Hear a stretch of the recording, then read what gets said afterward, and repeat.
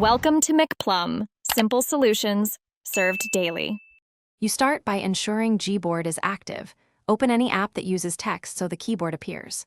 Once the keyboard is visible, locate and tap the gear icon, or long press the comma key to reveal settings. Doing this puts you directly into Gboard controls so you can change layouts, themes, and languages without hunting through menus. This first step gets you into the right place fast and makes the rest of the adjustments immediate and clear. You now tweak the core options.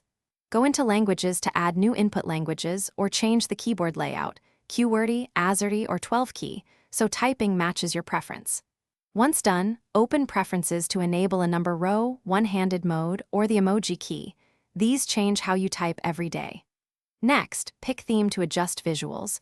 Choose a solid color, gradient, or custom photo to improve readability and comfort while typing. Make sure each change saves, but finish by testing your new setup in any text field. Use the globe or language key to cycle layouts and confirm the number row and theme look right. If changes don't appear, force stop or restart the keyboard app, or reboot the device to refresh system input services. If problems persist, clear Gboard cache or reinstall the app to remove corrupted files. A quick restart usually fixes most issues, so try that before deeper troubleshooting to save time. Thanks for watching. Stay juicy and subscribe.